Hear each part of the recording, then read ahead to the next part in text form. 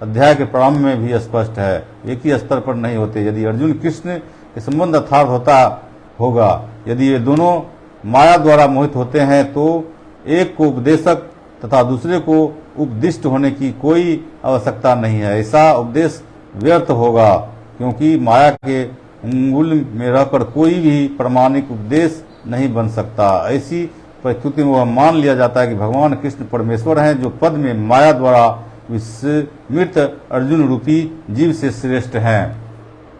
जानते हैं साथियों कि बाल अवस्था में मनुष्य का तुरंत अपना आदत बढ़ाता है। कभी जब देख लिया कोई चीज कि हाँ हम ये ऐसे वो पढ़ाई पढ़ लिया कि डॉक्टरी वाला, तो अच्छा हम डॉक्टरे बनेंगे पढ़ने के लिए। वकील वाला पढ़ाई पढ़ा तो वकीले बनेंगे, वकील के बारे में जाना तो वकीले बनेंगे। कोई लेखक के बारे में, वो लेखक बहुत अच्छा होता है तो चलो हम आगे पढ़ बनेंगे तो लेखक बनेंगे, घूर घूर बदलते रहता है। ऐसा इसका संक्षेप में सार आता है। तो अगला अध्याय है, दूसरा अध्याय का अगला श्लोक 14वां श्लोक है, मात्रा स्पर्शाः त्रिकौन्ते शीत उष्ण सुख दुख आगम अपया निह अनित्याः तान नितीक्षस्व भारत। मात्रा स्पर्शान्तु कौन्ते शीतोष्ण सुख दुख खदाः आगमापा विनो अनित्यस्ता अस्तित्व भारत। तो कहते हैं भगवान, हे कुंती पुत्र, सुख तथा दुख का क्षणिक उदय तथा कालक्रम में उनका अंतर्धान होना सर्दी तथा गर्मी की ऋतुओं के आने जाने के समान है। हे भारतवंशी, वे इंद्रिय बोध से उत्पन्न होते हैं और मनुष्य को चाहिए कि वह अविचल भाव से उनको सहन करना सीखे। जैसे मनुष्य का सुख दुख होता है, उसी तरह जैसे ऋतु आते हैं, कभी ठंडा है, कभी गर्मी है, कभी बरसात है, कभी बहुत गर्मी है तो बहुत ठंडा है, कभी बरसात बारिश होती है, उसी तरह बदलते रहता है। उसे सहन करना सीखना चाहिए। भगवान श्री कृष्ण ने कहे हैं 14वां श्लोक में, दूसरा अध्याय में। इसका तात्पर्य जो दिए हैं लेखक, जो लेखक है प्रभुपाद जी, इस्कॉन का संस्थापक, वो कहते हैं तत्पर कर्तव्य निर्वाह करते हुए मनुष्य को सुख तथा दुख के क्षणिक आने जाने को सहन करने का अभ्यास करना चाहिए। वैदिक आदेशानुसार मनुष्य को माघ जनवरी फरवरी के मास में भी प्रातः काल स्नान करना चाहिए। उस समय अत्यधिक ठंड पड़ती है, किंतु जो धार्मिक नियमों का पालन करने वाला है वह स्नान करने में तनिष्क भी झिझकता नहीं। इसी प्रकार एक गृहिणी भीषण से भीषण गर्मी में भी, ऋतु में भी, मई जून महीने में भी भोजन पकाने में हिचकती नहीं है।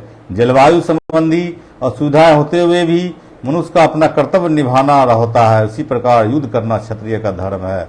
अतः उसे अपने किसी मित्र परिजन से भी कुछ करना पड़े तो उसे अपने धर्म विचलित नहीं होना चाहिए। मनुष्य को ज्ञान प्राप्त करने के लिए धर्म के विधि विधान पालन करने होते हैं, क्योंकि ज्ञान तथा भक्ति से ही मनुष्य अपना आप को माया के बंधन से छुड़ा सकता है।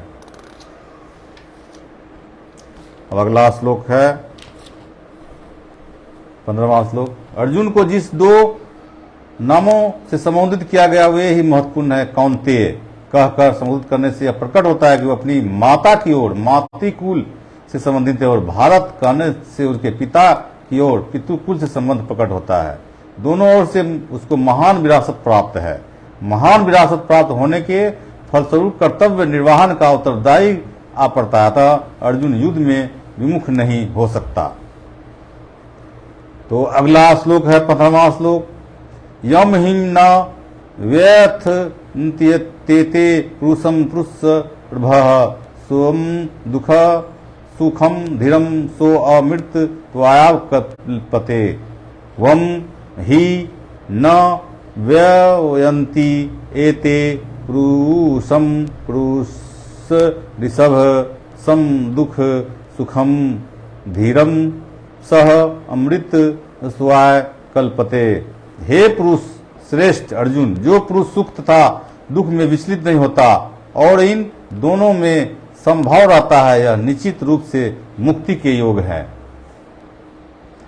तो तात्पर्य इसका है, सुनिए, जो व्यक्ति आत्मा संस्कार को उच्च अवस्था प्राप्त करने के लिए दुष्प्रतिज्ञा है और सुख तथा दुख के प्रभावों का संभाव से सकता है, यह निश्चय ही मुक्ति के योग है। वर्णाश्रम धर्म में चौथी अवस्था अर्थात संन्यास आश्रम कपट साध्य अवस्था है, किंतु जो अपने जीवन को सचमुच पूर्ण बनाना चाहता है वह समस्त कठिनाइयों के होते भी संन्यास आश्रम अवश्य ग्रहण करता है।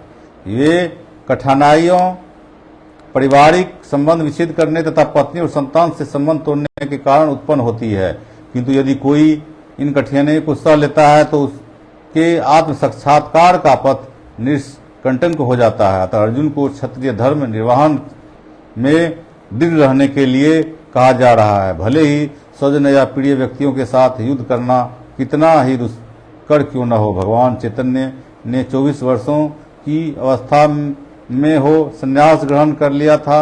यद्यपि उन पर आश्रित उनके तरुण पत्नी तथा वृद्धा माँ की देखभाल करने वाला अन्य कोई न था, तो भी उच्चादर्श के लिए उन्होंने संन्यास ग्रहण किया और अपने कर्तव्य पालन में स्थिर बने रहे। भव बंधन से मुक्ति पाते वह यही एकमात्र उपाय है। अब अगला श्लोक है 16वां श्लोक।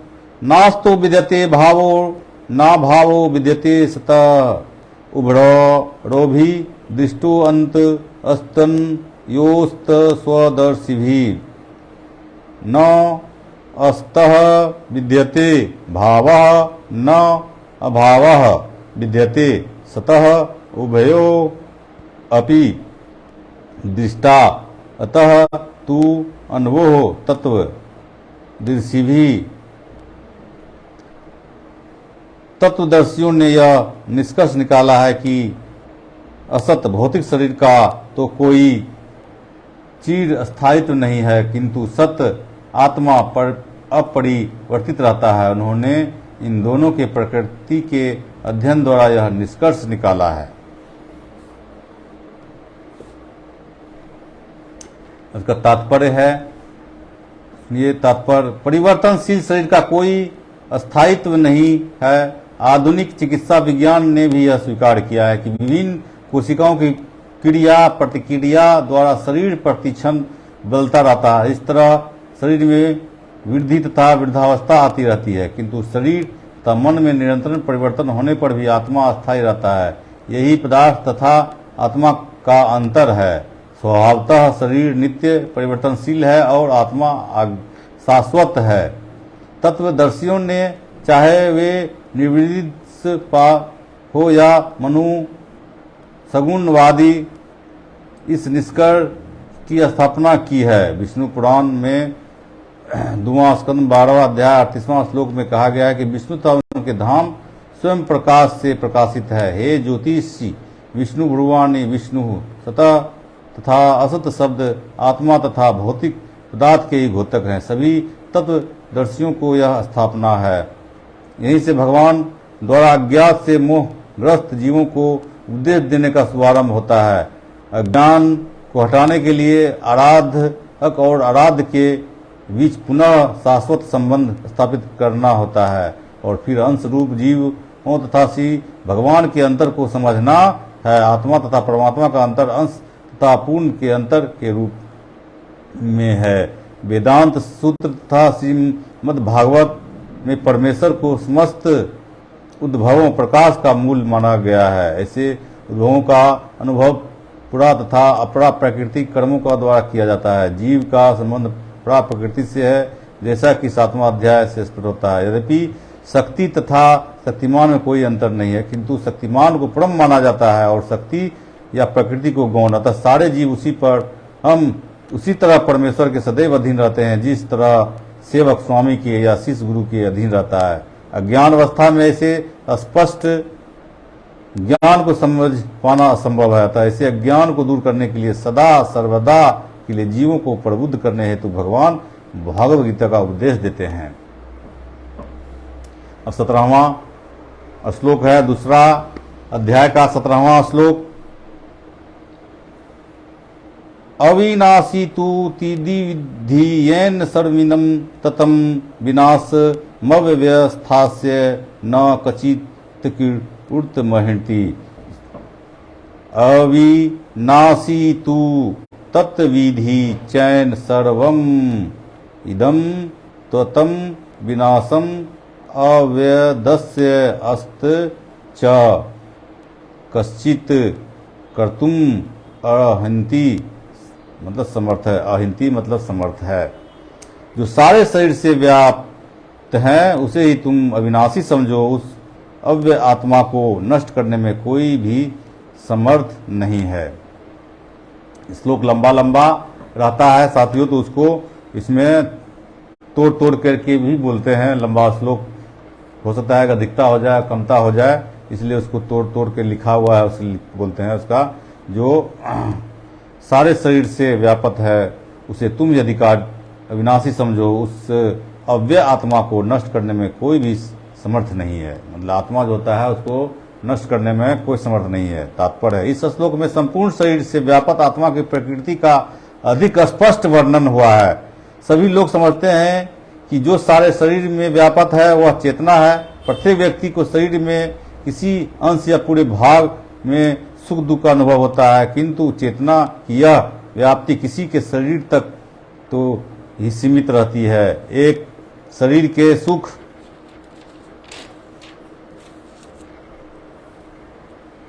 तथा दुख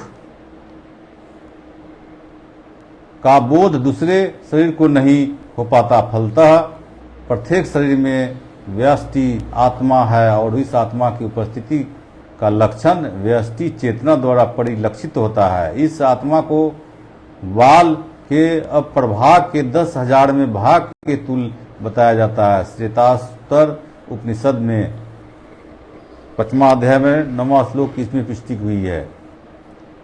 श्वेतास्तोदर उपनिषद का बालाग्रस्त भागस्य सतधाकल्पितस्य च भागो जीवः स विज्ञेयः स चान्त्याय कल्पते। यदि बाल के अपर भाग को 100 भागों में विभाजित किया जाए और फिर इसमें से प्रत्येक भाग को 100 भागों में विभाजित किया जाए तो इस तरह के प्रत्येक भाग की माप आत्मा का परिमाप है। इस प्रकार यही कथन निम्नलिखित श्लोक में मिलता है।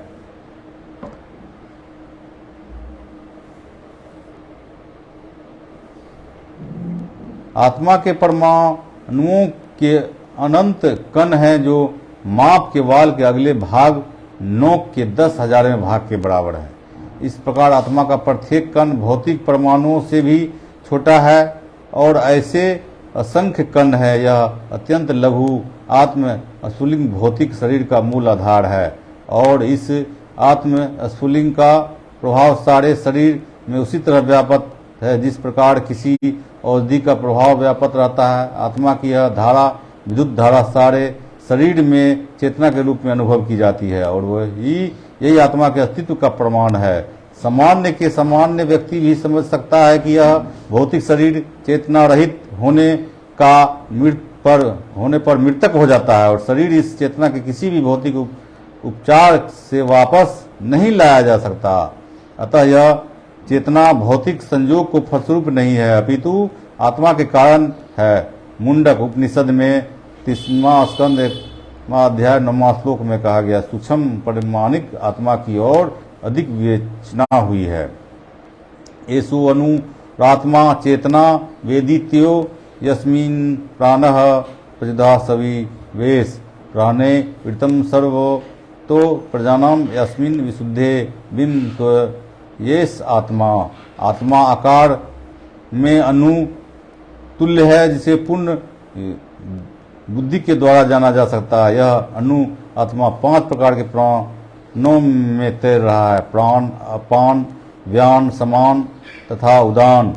यह हृदय के भीतर स्थित है और देहधारी जीव के पूरे शरीर में अपने प्रभाव का विस्तार करता है तथा आत्मा को 5 वायुओं के फल कल्पमय से शुद्ध कर लिया जाता है तो इसका आध्यात्मिक प्रभाव प्रकट होता है। हठ योग का प्रयोजन विविध आसनों द्वारा इस 5 प्रकार के प्राणों को नियंत्रित करना है जो आत्मा को घेरे हुए। यह योग किसी भौतिक लाभ के लिए नहीं अपितु भौतिक आकाश के बंधन से अनु आत्मा को मुक्ति के लिए किया जाता है। इस प्रकार अनु आत्मा को सारे वैदिक साहित्य ने स्वीकारा है और प्रत्येक बुद्धिमान व्यक्ति अपने व्यवहारिक अनुभव से उनका प्रत्यक्ष अनुभव करता है। केवल मूर्ख व्यक्ति ही इसे अनु आत्मा को सर्वव्यापी विष्णु तत्व के रूप में सोच सकता है। नया आदमी जुड़े हैं, सब साथी का स्वागत। अनु आत्मा का प्रभाव पूरे शरीर से व्याप्त हो सकता है। मुंडक उपनिषद के अनुसार यह अनु आत्मा प्रत्येक जीव के हृदय में स्थित है, और चूंकि भौतिक विज्ञानी इस अनु आत्मा को माप सकने में असमर्थ है, अतः उनमें कुछ यह अनुभव करते हैं कि आत्मा है ही नहीं। व्यष्टि आत्मा तो निसंदेह परमात्मा के साथ साथ हृदय में है। इसलिए शारीरिक व्यक्तियों के सारी शक्ति शरीर के दूसरी इसी भाग में उद्भूत है, जो लाल रक्त कण फेफड़ों से ऑक्सीजन ले जाते हैं, आत्मा से ही शक्ति प्राप्त करते हैं। अतः यह आत्मा इस स्थान से निकल जाता है जो रक्तोत्पादक संलग्न फीजन बंद हो जाते हैं। औषधि विज्ञान लाल रक्त कण को महत्ता तो स्वीकार करता है, किंतु यह निश्चित नहीं कर पाता कि शक्ति का स्रोत आत्मा है। जो भी हो, औषधि विज्ञान यह स्वीकार करता है कि शरीर की सारी शक्ति का उद्गम स्थल हृदय है। पूर्ण आत्मा के ऐसे अनुकणों की तुलना सूर्य प्रकाश के कणों से की जाती है। इस सूर्य प्रकाश में असंख्य तेजोमय अणु होते हैं। इसी प्रकार परमेश्वर के अंश उनकी किरणों के परमाणु स्फुलिंग हैं और प्रभा या पराशक्ति कहलाते हैं। अतः चाहे कोई वैदिक ज्ञान का अनुगामी हो या आधुनिक विज्ञान का, शरीर में आत्मा के अस्तित्व को नकार नहीं जा सकता। भगवान ने स्वयं भगवद गीता में आत्मा के इस विज्ञान का विशद वर्णन किए हैं। नए साथी सब जुड़े हैं, सबका स्वागत। अब हम दूसरा अध्याय का 18वां श्लोक सुनाएंगे। सुना जाए। अनंतवंत हमें देहा नित्य सुक्ता शरीर नह अनासीन नो अप्रमेयस्य तस्य माधुध्यस्व भारत। अब इसको तोड़ तोड़ के बताएंगे। इससे लंबा इसका श्लोक रहता है, शब्द इसको तोड़ तोड़ के भी इसमें दिया हुआ है, तो तोड़ तोड़ के सुनती है। अंतवंत नासवान, मतलब इसका हिंदी हुआ अंतवंत नासवान। इमे ये सब देहा मतलब भौतिक शरीर, नित्यस्य नित्य स्वरूप उक्ता कहे जाते हैं। शरीरिनः देहधारी जीव का, अनासीनः कभी नाश न होने वाला, अप्रमेयस्य न मापा जा सकने योग, तस् मात अतः युद्ध स्व युद्ध करो भारत, हे भारतवंशी। अविनाशी अप्रमेय तथा शाश्वत जीव के भौतिक शरीर का अंत अस्वयंभावी है, अतः हे भारतवंशी युद्ध करो। तात्पर्य सुनाते हैं। इसका तात्पर्य थोड़ा लंबा चौड़ा रहता है, कोई बात नहीं। हमारा तो हर एक संडे चलता है कार्यक्रम, हर एक संडे रखेंगे और 1 घंटा चलेगा। तो तात्पर्य का भौतिक शरीर का स्वभाव से नाशवान है, यह तत्क्षण नष्ट हो सकता है और 100 वर्ष बाद भी। यह केवल समय की बात है, इसे अनंत काल तक बनाए रखने की कोई संभावना नहीं है। किंतु आत्मा इतना सूक्ष्म है कि उसे शत्रु देख भी नहीं सकता, मारना तो दूर रहा। जैसा कि पिछले श्लोक में कहा गया है, यह इतना सूक्ष्म है कि कोई इसके मापने की बात सोच भी नहीं सकता। अतः दोनों ही दृष्टि से शोक का कोई कारण नहीं, क्योंकि जीव जिस रूप में है न तो उसे मारा जा सकता है और न ही शरीर को कुछ समय तक अस्थायी रूप से बचाया जा सकता है। पूर्ण आत्मा के सूक्ष्म कण अपने कर्म के अनुसार ही शरीर धारण करते हैं, अतः धार्मिक नियमों का पालन करना चाहिए। वेदांत सूत्र के में जीव को प्रकाश बताया गया है, क्योंकि यह परम प्रकाश का अंश है। जिस प्रकार सूर्य का प्रकाश सारे ब्रह्मांड का पोषण करता है, उसी प्रकार आत्मा के प्रकाश से इस भौतिक देह का पोषण होता है। जैसे ही आत्मा इस भौतिक शरीर से बाहर निकल जाता है, शरीर सड़ने लगता है, अतः आत्मा वो शरीर का पोषक है। शरीर अपने आप से महत्वहीन है, इसलिए अर्जुन को उपदेश दिया गया कि यह युद्ध करे और भौतिक शारीरिक कारणों से धर्म को बलि न होने दे।